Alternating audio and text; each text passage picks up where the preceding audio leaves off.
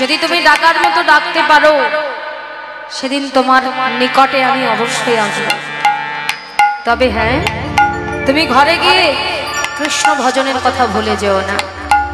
এই কৃষ্ণ ভজনে যারা কাঙাল হয় তারা আমার আপন জন হয়ে যায়। আমি তাদেরকে ছেড়ে থাকি না, ভক্ত আমাকে ছেড়ে থাকে না। ভগবান যেমন তার ভক্তকে অনুসরণ করে, ভক্তও ভগবানকে অনুকরণ করে ভগবানের চরণকে ভালোবেসে ভগবানের চরণের নিকটে গিয়ে যায়। ঠিক তেমনি ভট্ট রঘুনাথ নিজের ঘরে ফিরে এসে পিতামাতার সেবা যত্নের সঙ্গে সঙ্গে নিত্যদিন ভাগবত পাঠে ব্রতী হলেন। নিত্যদিন ভক্ত সঙ্গে যায় আর ভাগবত পাঠ করে, একে একে ভক্তের উদ্ধার করে।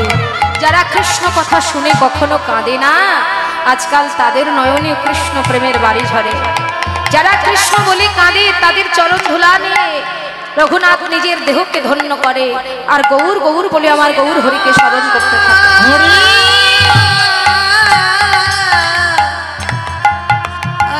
যে যেমন ভক্তি অর্জন করে সংসারে তার তেমন কৃপামান ভগবান করে। ভক্তির ভক্তি যদি না থাকে তাহলে মুক্তি কখনো হয় না।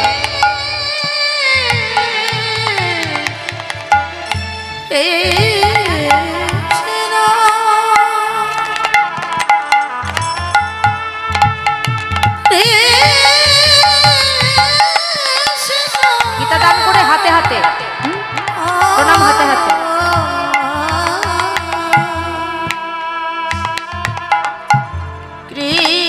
যারা গীতা দান করতে আসছেন কৃপা করে গীতা দান হাতে করে হাতেই প্রণাম করবেন, চরণে প্রণাম করবেন না।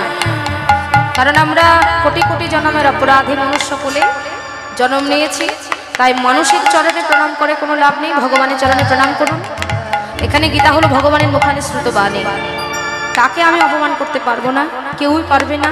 তো যারাই গীতা দান করতে আসছেন যাকেই করবেন হাতে হাতে প্রণাম করবেন। এখানে ভগবানের চিত্রপট আছে, তাকে প্রণাম করবেন, বৈষ্ণবের ধুলাকে অনুসরণ করবেন, ঠিক আছে?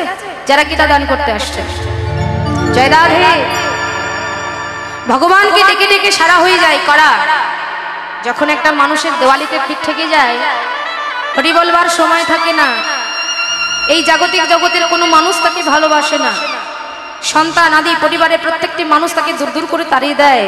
তখন তার ইচ্ছে হয় যে ভগবানের গুণানে কীর্তনে আমি আমার দেহকে ব্রতী করে দিই।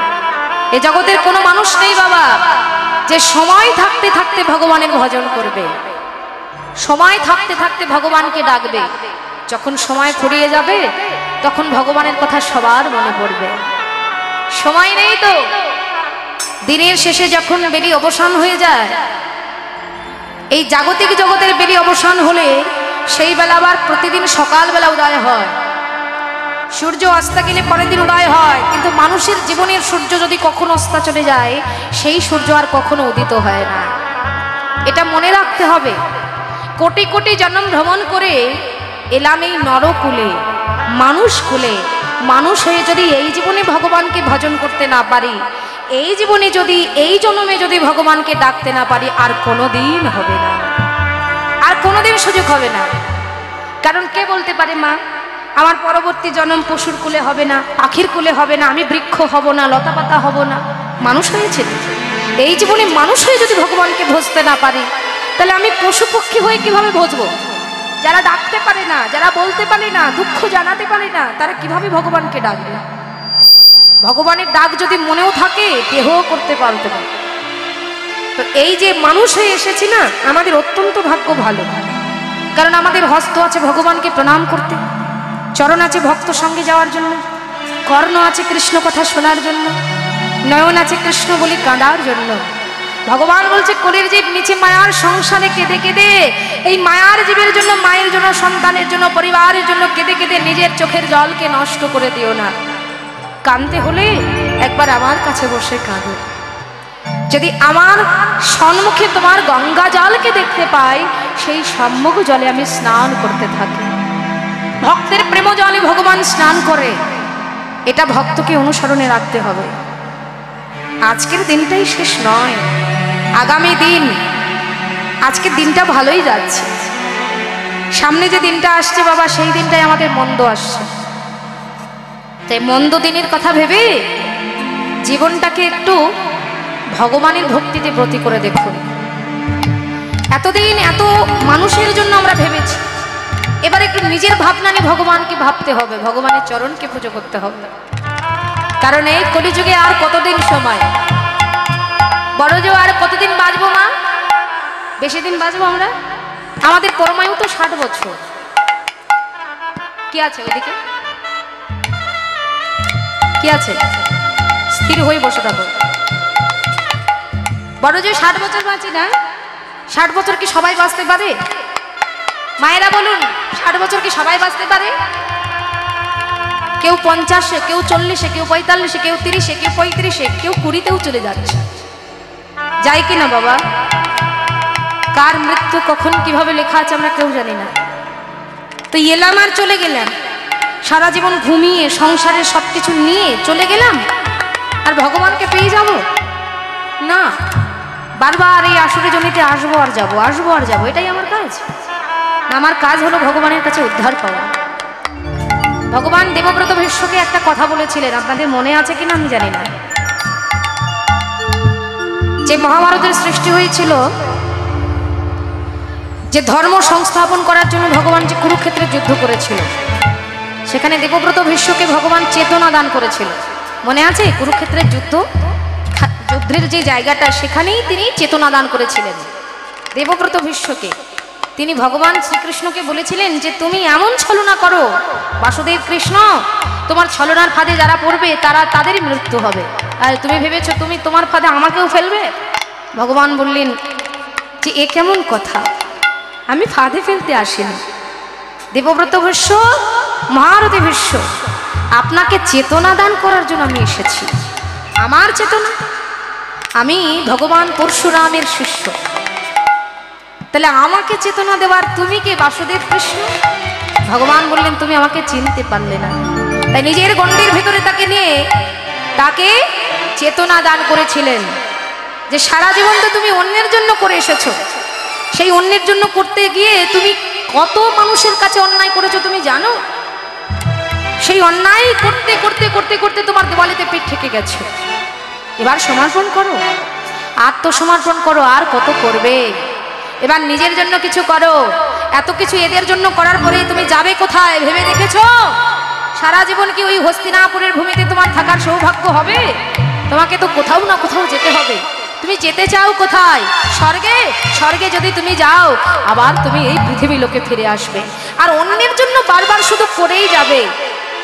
তো ভগবানকে বলেছিলেন যে আমি তোমায় চিনতে পারিনি বাসুদেব কৃষ্ণ, আমি যদি তোমায় চিনতে পারতাম আজ তোমার সঙ্গে এমনভাবে আমি তর্ক করতাম না।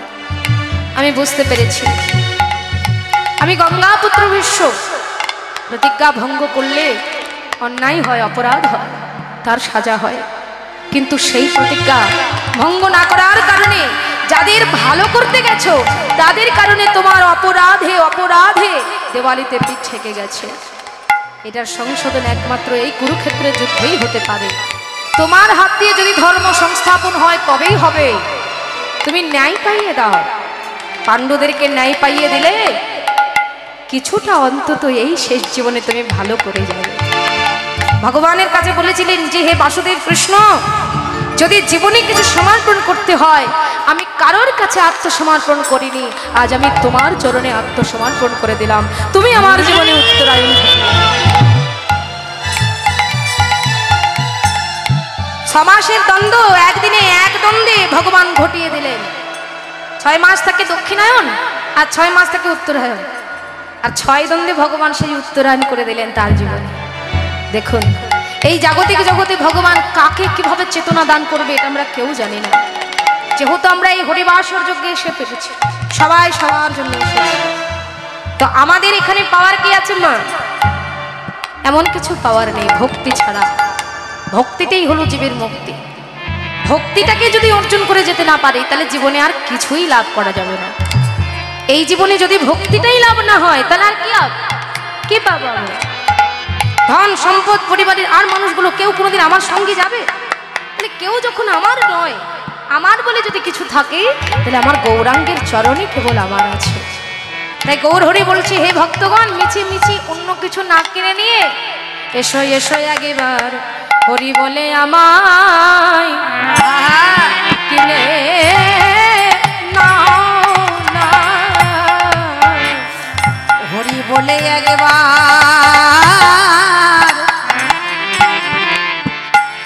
কিনে নাও না। এই যে হরি বলিলে মনে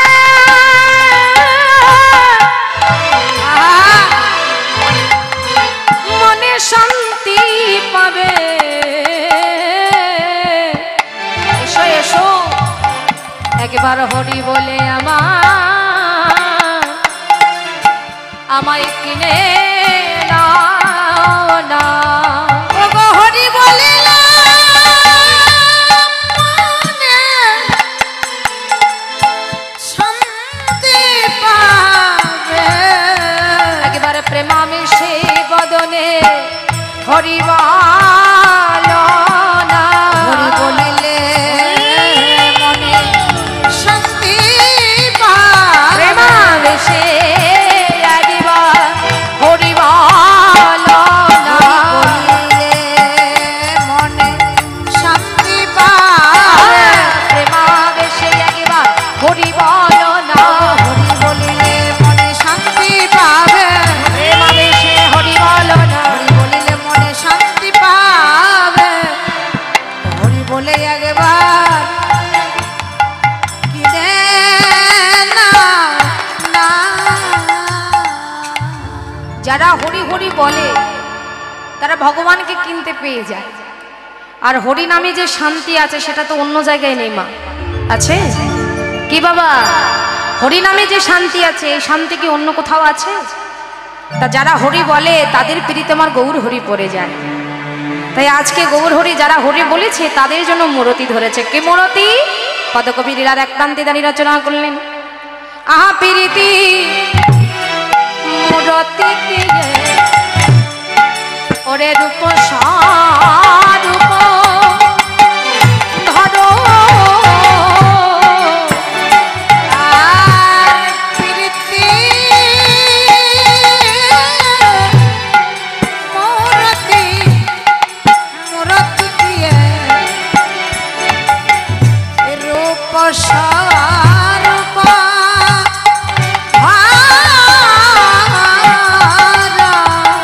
ওই ছানা প্রতি অঙ্গ বন্ধ। আর ওই সম প্রতিঅঙ্গ বন্ধ। এই যেন পীড়িতের মূরতি। আর পীড়িতের মূরতি মূরতি দেখলে পীড়িতি বাড়ে, পীড়িতির মূরতি। আর মূরতি দেখলে প্রীতি বাড়ে। পীড়িতের মূরতি মূরতি দেখলে পীড়িতি বাড়ে, প্রত্যুত অনুমানে যেন। মূরতি দেখলে প্রীতি বাড়ে। প্রত্যুত অনুমানে যেন। মূরতি দেখলে প্রীতি বাড়ে। প্রত্যুত অনুমানে যেন। মূরতি দেখলে প্রীতি বাড়ে। পীড়িতের মূরতি পীড়িতের মূরতি কি করে? মূরতি যদি কেউ দেখে তার পীড়িতি বাড়ে, না দেখলে কি পীড়িতি বাড়বে? না দেখলে কিভাবে বাড়বে? এই যে মায়েরা দেখুন, একটা ছেলে যদি একটা মেয়ের সঙ্গে পীড়িতি করে তাহলে সেই পীড়িতি করতে গেলে তাকে দেখলে তার পীড়িতি হবে, না হলে কি আর হবে? হ্যাঁ, দেখতে ভালো হলে এটা ছেলেটা দেখতে ভালো, একটা মেয়ে হলে বলে না মেয়েটা খুব সুন্দর দেখতে। যাক, সুন্দর যখন, এই সৌন্দর্যে একটু যদি মানে প্রীতি হয়ে যায় তাহলে ভালোই হয়। এই জাগতিক জগতের প্রীতি কেমন হয় দেখুন, লালসা জনিত। লালসা ছাড়া এই জাগতিক জগতের প্রীতি হয় না। স্বার্থ ফুরিয়ে গেলে প্রীতি শেষ। হরি বল হরি বল। কিন্তু ভগবানের যে প্রীতি আছে, গৌরাঙ্গ মহাপ্রভু যে প্রীতি ধরে, এই প্রীতিতে কোনো স্বার্থ নেই। জাগতিক জগতের মানুষের ভেতরে চাওয়া পাওয়া আছে, স্বার্থের ভালোবাসা আছে, কিন্তু গৌরাঙ্গ মহাপ্রভুর প্রীতিতে কোনো স্বার্থ নেই। আত্মেন্দ্রিয় প্রতিবাঞ্ছা তারে বলিকাম, কৃষ্ণেন্দ্রিয় প্রীতিচ্ছা ধরে প্রেম। নিজের আত্মার সুখের জন্য আমরা যাকে ভালোবাসি, নিজের শান্তির জন্য, সেটা হলো কি কাম। যদি শুধু কৃষ্ণ প্রীতির জন্য অর্থাৎ ভক্তির নেই ভগবানের চরণকে ভালোবেসে থাকি, তাহলে সেটাকে কি বলে? প্রেম বলে। যেই প্রেম রাধা গোবিন্দ করেছিল বৃন্দাবনে, এখানে কোনো চা পাওয়া নেই। পায়নি তো রাধারানীকে কৃষ্ণ, কৃষ্ণ ও রাধারানীকে পেল না, রাধাও কৃষ্ণকে পেল না, কেউ কাউকে পায়নি। এই প্রেমের মধ্যে কোনো চাওয়া পাওয়া নেই, কোনো কামনা বাসনা নেই। তার জন্য এই প্রেমটা চিরন্তন। এই প্রেম যারা শ্রবণ করে তারাও এই প্রেমের ফাঁদে পড়ে যায়। যারা এই প্রেমের মতো প্রেম ধরে আমার ভগবানের চরণকে, তারাও এই জগতে ভগবানের চরণকে ভালোবেসে উদ্ধার পেয়ে যায়। তো তাই বলছি, দেখো, নিজের সুখের জন্য নয়, ভগবানের চরণের ভক্তি সুখের জন্য আমরা তাকে ভালোবাসতে হবে। যদি সেই ভালোবাসা থাকে, ওই মূরতি প্রতিটি নয়ন দিয়ে প্রত্যেকটি ভক্ত যেখানে যাবে সেখানেই দেখতে পাবে।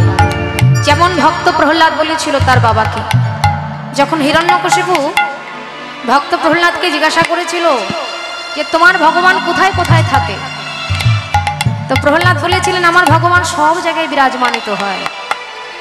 যেখানে কেউ থাকে সেখানেও ভগবান আছে, যেখানে কেউ নেই সেখানেও ভগবান আছে। তাই যদি হয় বলো দেখি, এই সম্মুখ ফটিক স্তম্ভ এর ভিতরে কি তোমার ভগবান আছে? বিষ্ণুদেব আছে? প্রহ্লাদ বলেছিলেন হ্যাঁ, এখানেও আমার ভগবান আছে। ভাবুন মায়েরা, ভগবান কোথায় নেই? প্রত্যেকটি জায়গায় আছে। আপনি বিপদে পড়বেন, একবার ভগবানকে ডাকবেন, সেই আপনাকে উদ্ধার করবে। আর যদি বিপদ ফুরিয়ে যায়, আমরা ভগবানকে তো সবাই ভুলে যাই। এই জন্য ভগবান নৃসিংহ মূর্তি ধারণ করেছিলেন প্রহ্লাদের জন্য।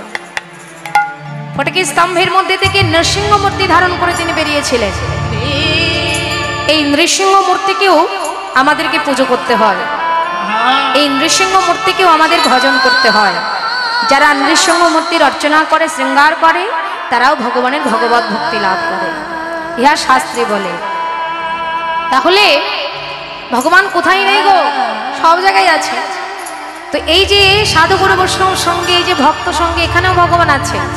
কিন্তু তাকে চিন্তা না করে আপনারা যদি আনমনস্ক হয়ে যান, অনেক মায়েরা আছে দূরে দূরে বসেছে, কীর্তন শুনতে এসেছে, কিন্তু মন এখানে নেই।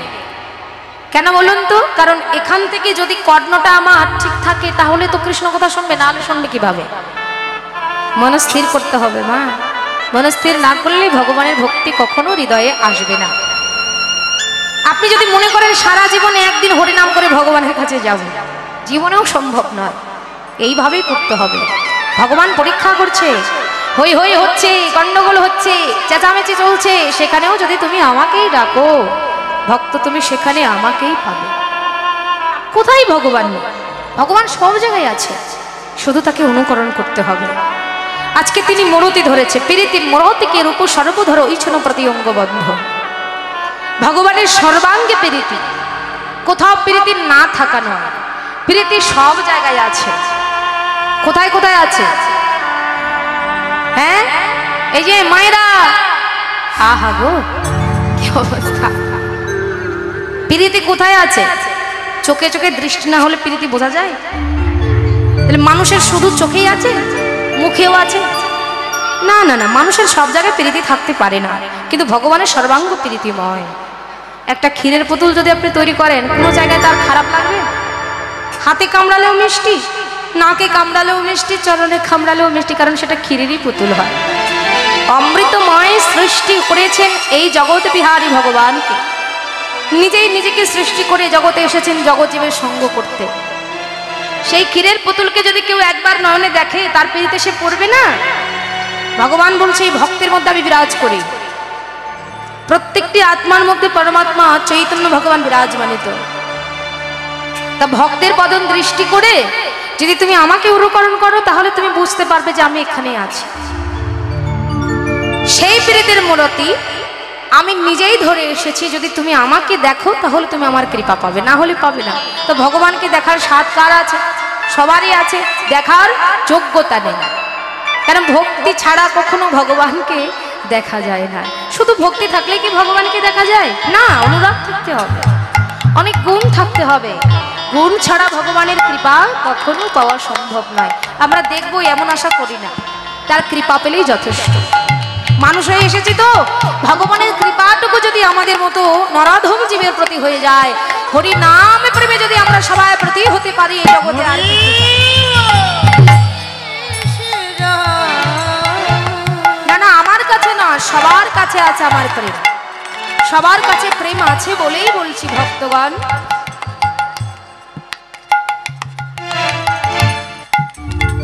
তুমি ভক্তকে ভালোবাসো তাহলে তুমি আমাকেই পাবে। তাই কে বললেন প্রীতি মনতিকের উপর সর্বধর ঐছন প্রতি অঙ্গবদ্ধ, কাউকে বাকি রাখেনি, সবাইকে প্রীতি দিয়েছে, প্রেম দিয়েছে। তাই পদকবি বলছে দেখো একেবারে চেয়ে দেখো করে আজ কি নবদ্বীপ চন্দন আজ কি নবদ্বীপ চন্দন আর আজ কি নবদ্বীপ চন্দন, আজ কি নবদ্বীপ চন্দন।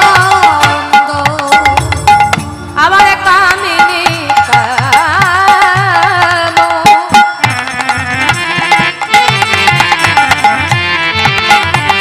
ওরে কলিত তো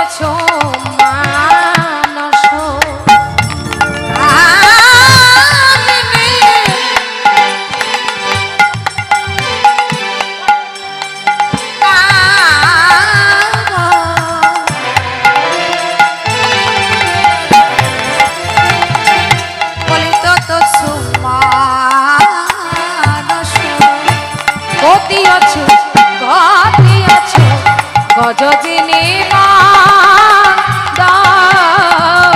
আর গতি অছু গজদিনী মান্দ, গতি অছু গজদিনী মান্দ। যেন ধীরে ধীরে চলেছে গো, ধীরে ধীরে চলেছে গো ওই কামিনীর মত করে ধীরে ধীরে চলেছে